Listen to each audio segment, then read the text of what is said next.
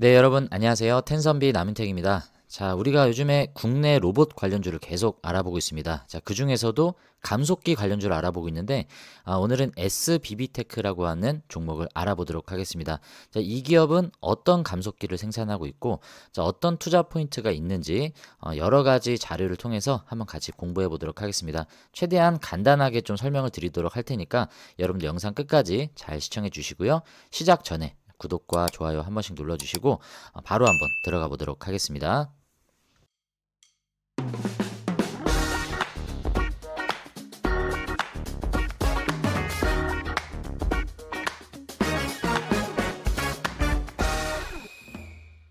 지금 1월 31일 기준 금요일 종가 기준으로 현재 주가는 25,750원이고요. 시가총액은 1,590억 원입니다. 상당히 많이 빠진 상태죠. 그리고 발행된 주식수가 610만여 주밖에 안 됩니다. 유통 주식수가 상당히 적다라는 특징이 있고요. 자, 52주 최고가는 39,900원.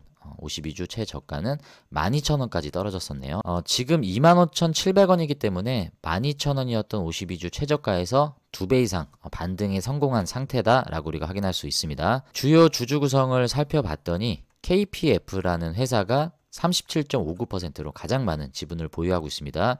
그리고 송무현이라는 분도 1.01%의 작은 비중을 가지고 있는데 일단 KPF는 SBB테크를 인수한 회사입니다. 그리고 송현그룹이라는 그룹사가 KPF를 지배하는 구조를 가지고 있는데 그 송현그룹의 회장이 바로 송무현이라는 분입니다.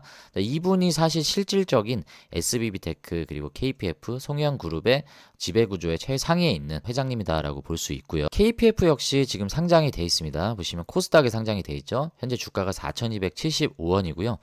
KPF는 TS 고장력 볼트 기술을 가지고 있다. 고장력 볼트는 일반 볼트보다 더 높은 인장 강도를 가진 볼트를 말한다라고 하는데 SBB테크도 이러한 이제 모회사의 기술력을 바탕으로 자신들이 생산하는 여러 가지 이제 금속 제품들의 열 처리 기술을 적용할 수 있게 되는 겁니다. 그 결과 피로 수명이 증가하고 제품의 성능이 더 월등히 좋아지는 그런 장점이 있는 겁니다. 그래서 SBB테크는 이 KPF의 이런 단조 기술력을 바탕으로 자신들의 제품에 더욱더 시너지를 일으키는 그런 사업들을 경쟁력으로 이렇게 꼽고 있습니다. 네, 이 SBB테크의 이 사명을 여러분들 한번 보시면 여기 위에 지금 적혀 있는 영어가 송현이라고 써 있죠. 자, 이거는 송현그룹을 뜻한다라고 우리가 볼 수 있고요. 여기 뒤에 있는 BB는 베어링 그리고 볼의 약자입니다. 그래서 지금 사진에서 보시는 것과 같은 이 베어링, 이 동그란 게 베어링이고요. 그리고 이 베어링 안에 들어가는 구슬같이 생긴 이게 말 그대로 볼입니다. 그래서 예전에는 SBB테크가 설립 당시에는 우리나라 최초로 볼펜에 들어가는 그 볼을 만들기 시작했던 거죠. 자, 그러한 기술력을 바탕으로 지금은 베어링 볼을 주력으로 생산을 하고 있다라고 볼 수 있고요.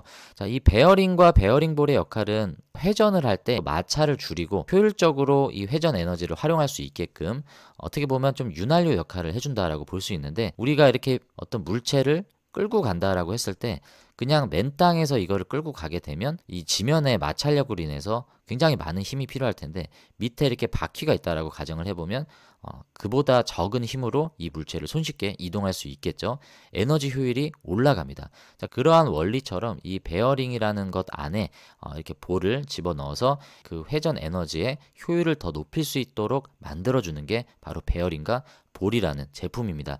그런 핵심 부품들을 만들기 때문에 뭐 협동 로봇에 들어가는 감속기, 다양한 기계 부품 장치에 베어링과 베어링 볼은 들어가겠죠. 그래서 흔히 기계 산업의 쌀이라고 얘기를 하면서 이 베어링과 베어링 볼은 없어서는 안 되는 기계 산업의 필수 부품이다라고 우리가 이해할 수 있겠습니다. 지금 보시다시피 하모닉 드라이브를 국내 최초로 국산화에 성공했다라고 많이 어필을 하고 있습니다. 근데 SBB테크가 개발한 이 하모닉 드라이브는 일본의 하모닉 드라이브사와 다른 독자적인 그들만의 치형 구조를 가지고 있다라고 해서 경쟁력이 있다라고 설명을 하는데 일단은 그들이 얘기하는 경쟁력과 실제적으로 시장이 반응하는 경쟁력은 다른 거겠죠. 그런 대표적인 제품을 통해서 로봇 시장 쪽으로 이제 매출이 나오고 있고요. 그리고 로봇 감속기. 자, 우리가 알아보는 게 사실 이 로봇 감속기 때문에 알아보는 거잖아요.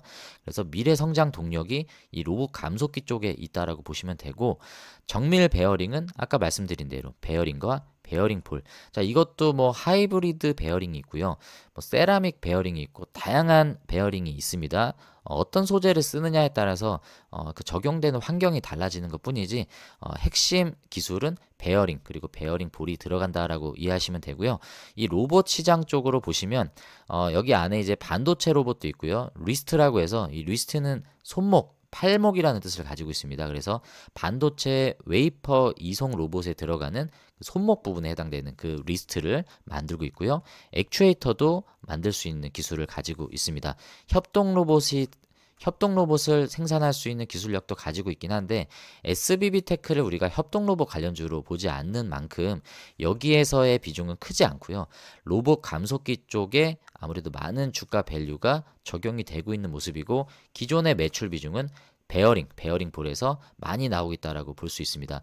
다른 감속기 업체들을 많이 봤지만 그 업체들이 대부분 뭐 자동차, 반도체, 협동 로봇 비슷한 고객사를 두고 있는 반면에 이 SBB테크의 조금 독특한 영역은 방산 쪽으로도 적지 않은 매출이 나오고 있다는 부분들 우리가 특징적으로 좀 살펴볼 수 있겠고요. 자, 그런 이유는 우리가 뭐 K9 자주포 같은 경우에도 이 궤도를 맞추기 위해서 위치도 조정해야 되고 각도도 조정해야 되는데 자, 그러한 동력 전달 장치로 감속기가 또 들어가기 때문에 방산 쪽으로도 매출이 나올 수 있다라고 볼 수 있습니다. 그래서 다양한 목적별 감속기들을 생산을 하고 있는데 주요 타겟팅 제품은 하모닉 드라이브다라는 걸 알 수 있고요. SPG도 만들고 있었고 그리고 SBB테크도 감속기를 만들고 로보티즈도 RV타입, 사이클로이드를 만드는데 그리고 해외 시장까지 만약에 경쟁사를 본다라고 하면 일본의 하모닉 드라이브가 있고 니덱심포 그리고 나부테스코 그리고 중국의 뭐 리더 드라이브 정도를 우리가 꼽을 수 있는데 자, 그 경쟁사 대비 SBB테크의 감속기가 자, 어떤 차별점이 있느냐에 대해서 한번 살펴보겠습니다. 이 IR 자료에 보시면 여기가 지금 SBB테크의 감속기고요.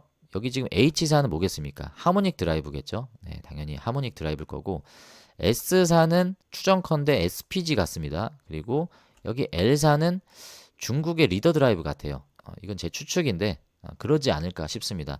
자, 어떤 차별점이 있느냐라고 봤더니 일단 단가가 경쟁사 대비 60에서 80% 정도밖에 되지 않는다라고 하는데 하모닉 드라이브가 아무래도 제일 비싸겠죠. 하모닉 드라이브 기준으로 산정을 한 것 같고요. 납기가 가장 큰 이제 경쟁력으로 꼽는 건데 요청 시 12주에서 16주 사이에 제품 납기가 가능하다라고 하는데 하모닉 드라이브는 뭐 거의 1년 가까이도 걸리나 봅니다. 자, 이 납기는 SPG나 중국의 리더 드라이브도 마찬가지죠. 비슷한 납기를 자랑을 하고 있고 커스터마이징에 있어서 동일 가격 납기 대응이 가능하다. 커스터마이징에 있어서 본인들이 자신 있다라고 이렇게 어필하는 모습인데 대표적으로 장점이라고 꼽는 게 아무래도 하모닉 드라이브사보다는 단가가 좀 저렴하고 납기가 빠르다인데 사실 보시면 이 중국의 리더 드라이브도 65%의 가격 경쟁력을 가지고 있기 때문에 이게 어느 정도 시장에서 근거 있는 경쟁력인지는 잘 모르겠습니다. 그리고 제가 여기에 조금 퀘스천 마크를 다는 이유는 최근에 이러한 뉴스를 제가 봤는데 로봇 신문사에서 나온 뉴스입니다. 이게 작년 7월 26일에 11주년 기념 특별 좌담회를 로봇 신문에서 주관을 한 거예요. 다양한 계층의 로봇 관계자들이 이렇게 한 자리에 모여서 서로 토론을 한 거를 기사로 정리를 한 거예요. 그래서 누가 나왔나라고 대충 봤는데 보시면 뭐 한국로봇산업진흥원장부터 해서 서울과기대 교수 그리고 유진로봇 대표, 뭐 서울대 교수 그리고 로보스타의 대표도 이렇게 나와서 다양한 토론을 주고받았는데 이 중에서 제가 가장 눈에 띄는 토론 내용이 뭐였냐면 사회자가 이렇게 얘기를 하는 겁니다. 사회자가 뭐라고 질문을 했냐면 최근 국내 감속기 개발업체에게 들은 내용이다. 본인들이 감속기를 개발하자마자 일본 감속기 업체가 제품 가격을 50% 낮췄다라고 합니다. 국내 개발사는 일본에서 그렇게 가격을 내릴지 예상을 못했다라고 하는데 어렵게 개발해도 넘어야 할 산이 많다라는 것을 느꼈다라고 감속기 개발업체를 통해서 이런 얘기를 들었다라는 겁니다. 자, 이 감속기 개발업체가 SBB일지 SPG일지는 잘 모르겠습니다. 근데 저는 느낌상 왠지 SBB테크일 것 같은데 일본 감속기 업체가 누가 있겠습니까? 제 생각으로는 하모닉 드라이브가 제품 가격을 50% 낮출 일은 없을 것 같고요. 지금도 아쉬울 게 없는 애들이기 때문에 아무래도 점유율이 조금 10%대인 니덱심포가 아닐까라고 저는 예상을 합니다.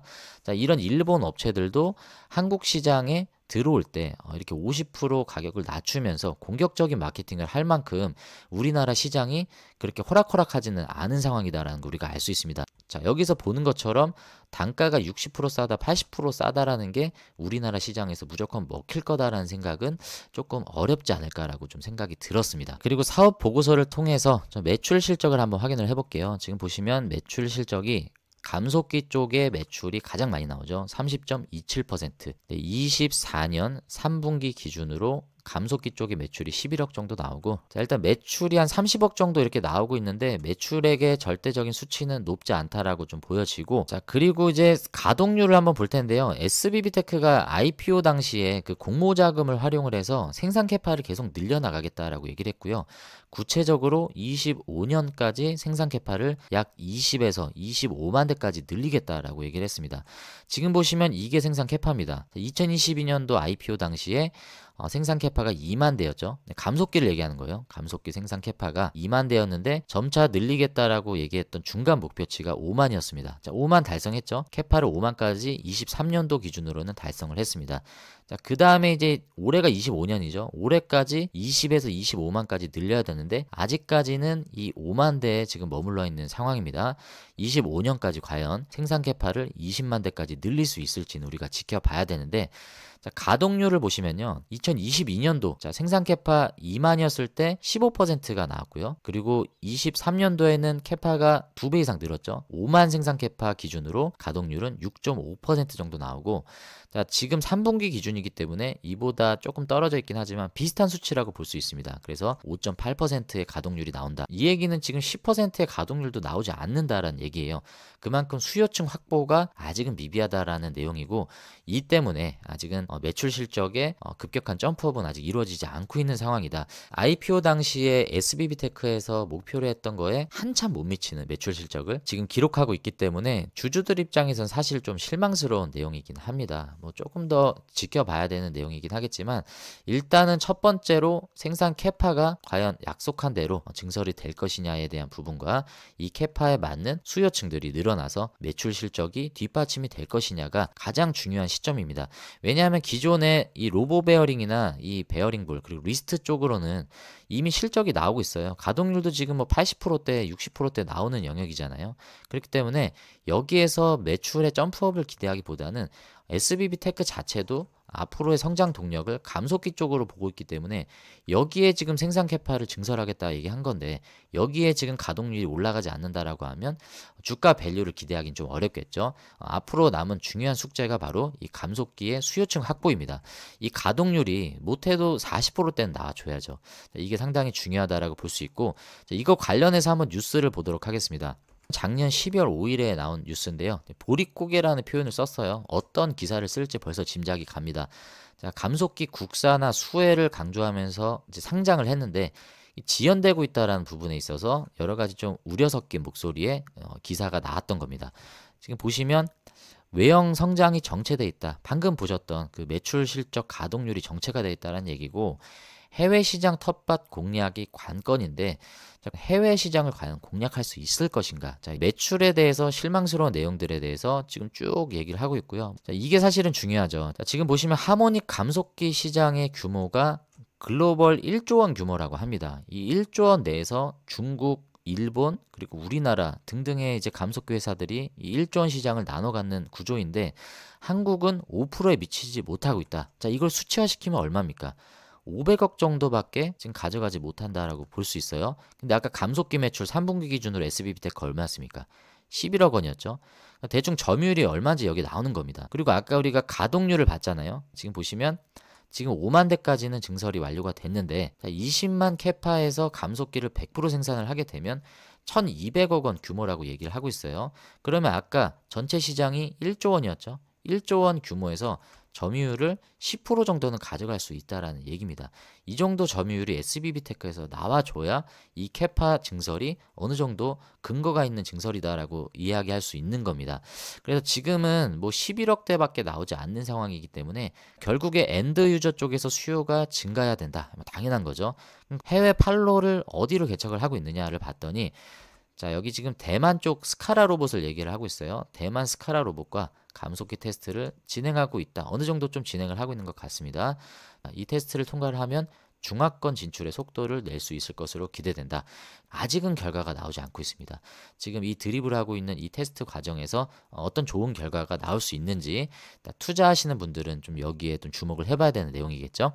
사업 보고서 한번 볼까요? 자, 여기 보시죠.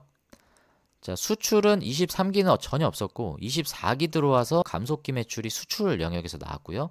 해외 매출이 조금 늘기는 했습니다. 그래서 해외 매출이 조금 늘고 있다라는 부분, 액수 자체는 크지 않겠지만 여기서 판로가 좀 개척이 되고 있다라는 부분들을 우리가 좀 인지할 수 있는데, 아까 말한 대로 중화권이라고 표현을 했는데 대만이 됐든 중국이 됐든 판로가 개척이 된다라고 했을 경우에는 아무래도 좀 주가 밸류를 업할 수 있는 긍정적인 요소가 되겠죠. 네, 그리고 SBB테크 최근 전자 공시 내용을 좀 보시면 여기 지금 전환사채 발행 후 만기 전 사채 취득, 이거 전환사채 빚을 갚았다는 얘기입니다. 자, 8월에 한번 3회차 전환사채를 한번 갚은 내용이 한번 있었고요. 그리고 작년 11월에 한 번 더 3회차 전환사채의 이 채무를 상환했던 내용이 있습니다. 최근의 것만 한번 보겠습니다. 자, 보시면 여기 3회차라고 나오죠. 3회차 전환사채 금액을 일부 상환했다라는 내용인데 그 금액이 이제 60억 원입니다. 이전에도 계속 갚아 나갔고요. 지금 그래서 최종 남은 금액이 100억 원이 남았다라는 거예요. 이 전환사채라는 거는 사실 채권자가 나중에 주식으로 전환할 수 있는 건데 지금 주당 전환가액이 소폭 최근에 조정이 됐어요. 조정이 된 게 31,100원인데 지금 10% 오른 주가도 25,000원대잖아요. 그래서 이게 전환가액으로 전환을 하는 게 메리트가 없겠죠. 자, 그래서 이제 SBB테크가 어떻게 보면 좀 부채 비율을 줄이고자 전환사채를 일부 계속 상환하고 있는 모습입니다. 네, 이렇게 전환사채에 대한 채무를 상환을 하게 되면 뭐 금액이 현금이 빠져나가는 부분은 있겠지만 부채 비율이 줄어들게 됩니다. 자, 이럴 수밖에 없었던 이유가 재무를 보면 알 수 있는데 자연스럽게 한번 재무를 바로 이어서 한번 보도록 하겠습니다. 사실 재무는 많이 볼 게 없어요. 왜냐하면 실적이 아직은 형편없기 때문입니다.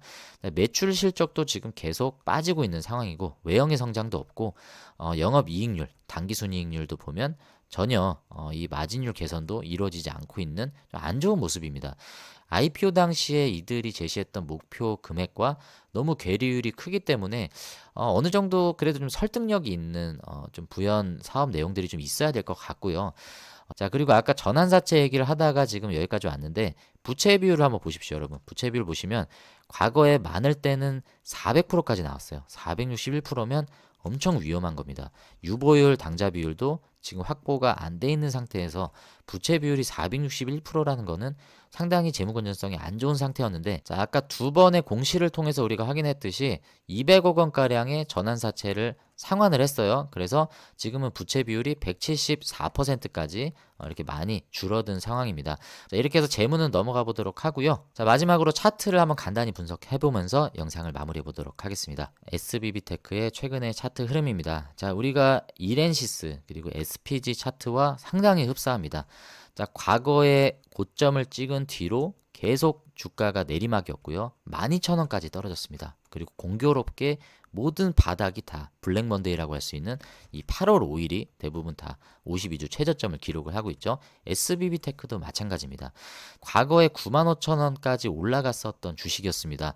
저는 이때를 기억해요. 이때 SBB테크가 굉장히 인기가 많았고 기대감도 컸습니다.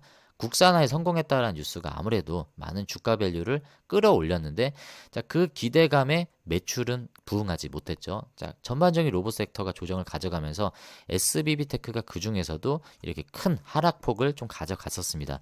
그 흐름을 보면 지금 기술적으로 여기 지금 바닥을 강하게 지지를 계속 했었습니다. 여기가 깨지지 않고 있었어요. 계속. 여기도 마찬가지죠. 근데 이 무렵에 이 지지를 깨면서 자, 이 박스권을 이탈을 하게 됩니다. 자, 조금 확대를 해서 볼게요. 이때 이탈을 하고 나서 지금 보시면 여기 박스에 지금 갇혀 있는 상황이다라는 걸 볼 수 있습니다.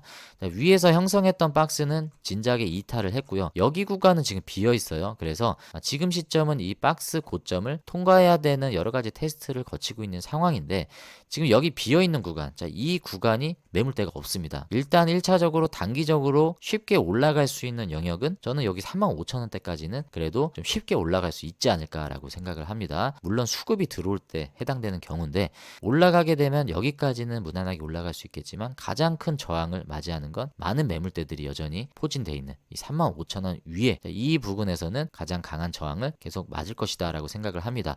그래서 당분간은 여기 지금 박스권에서 옆으로 계속 이렇게 기간 조정으로 가져가든지 아니면 최근에 흐름이 좋죠. 오늘 삼성 컨퍼런스 콜에서도 좋은 내용의 뉴스가 나왔기 때문에 이 기대감들로 오늘 이런 로봇의 좋은 흐름들이 나왔지 않습니까? 그래서 이 흐름이 당분간 지속된다라고 하면 이 박스를 뚫어낼 수 있는 흐름이 아마 나올 수도 있을 것 같습니다. 물론 이 아래 박스에서 계속 횡보할 수 있는 확률도 굉장히 높은데 올라가더라도 단기간 이 35,000원 이상 되는 이 박스권으로 진입을 하기에는 다소 조금 무리가 있어 보이긴 합니다. 그래서 좀 긴 시점으로 봐야 될 것 같고, 여기를 뚫어낼 만한 상승 모멘텀이 나오려면 아까 말씀드린 대로 캐파 증설의 근거가 될 수 있는 수요가 확보가 돼야 되고요. 가장 좋은 건 해외 매출처 확보죠. 국내 시장보다는 해외 매출처 확보가 주식시장에서는 더욱더 강한 상승을 일으킬 수 있는 호재로 작용할 수 있을 겁니다. 삼성 웨어러블 로봇 보핏에 감속기를 공급한다라는 뉴스로 SBB테크도 이렌시스와 같이 이렇게 거론이 되긴 했지만 제가 확인한 바로는 회사 관계자들도 그것을 부인했습니다. 그렇기 때문에 우리가 그 테마성 뉴스를 기대하고 보핏을 바라보기보다는 SBB테크가 갖고 있는, 그들이 주장하는 그 독자적인 하모닉 드라이브가 정말 해외에서도 먹힌다라는 것들을 수요층 확보를 통해서 이제 보여주는 게 주주들 입장에선 가장 확실한 거죠. 저는 거기에 좀 맹점을 두고요. SBB테크를 여러분들이 좀 보셔야 될 것 같다라고 생각을 합니다. 자, 중요한 거래량이 나왔었던 뉴스는 기존의 SPG와 거의 동일합니다. 삼성 웨어러블 로봇 관련된 뉴스가 나왔고요. 레인보우 로보틱스의 인수 얘기가 나오면서 전반적인 로봇 섹터가 이렇게 상승 흐름을 가져가는데, 자, 그때 SBB테크도 마찬가지로 같은 흐름들을 이어갔다. 사실은 대장주는 뭐 당연히 아니고요. 이둥주 흐름도 따라가지 못하고 있는 흐름이어서 좀 안타깝긴 한데, 예전의 모습을 과연 SBB가 다시 되찾을 수 있을지, 자, 앞으로 숙제로 남은 상태입니다. 위치적으로 보면요, 일단 신규 진입도 부담스럽지 않은 위치임은 분명합니다. SBB테크와 SPG 비슷한 상황이죠. 이렌시스까지 요 세 개의 종목들이 지금 비슷한 차트의 모습을 가져가고 있다고 볼 수 있습니다. SPG 한번 볼까요? 비슷하죠? 자, 지금 보셨던 SBB테크 비슷합니다. 그리고 자, 오늘 마찬가지로 알아봤던 이렌시스도 비슷한 모습이에요. SPG나 SBB테크나 200일선을 깨고 올라와 있는 중요한 테스트 구간이다라는 부분에 있어서는 지금 우리가 주목해 볼 수 있는 좋은 시점이다라고 볼 수 있습니다. 더군다나 이거마저도 오늘 10% 오른 가격대잖아요. 그래서 조정이 온다라고 했을 경우엔 이 200일선 부근에서는 언제든지 매수할 수 있는 시점이다라고 저는 개인적으로 생각합니다. 하지만 투자의 결정은 여러분들의 몫이기 때문에 신중하게 선택하시길 바라겠습니다. 네, 이렇게 해서 오늘 SBB테크에 대한 영상은 여기서 마무리하도록 하겠습니다. 자, 오늘 영상이 도움이 되셨다 하신 분들은 구독과 좋아요 아직 안 누르셨다면 한 번씩 꼭 좀 눌러주시고요. 여러분들의 수익이 10배, 주식은 쉽게 되실 수 있도록 텐섬비 남윤택이 오늘도 계속 함께하고 있습니다. 자, 그리고 여러분은 내일 7시 저녁에 라이브가 진행이 됩니다. 텐섬비 남윤택 채널에서 처음 진행하는 라이브니까 여러분들 많이 참여하셔서 궁금하신 거 있으면 많이 소통해 주시고요. 자유로운 질문과 답변으로 여러분들과 소통하는 라이브 시간을 한번 가져보도록 하겠습니다. 자, 여러분들의 많은 참여 부탁드리고요. 저는 또 다음에 감속기 관련주로 인사드리도록 하겠습니다. 즐거운 주말 되십시오. 감사합니다.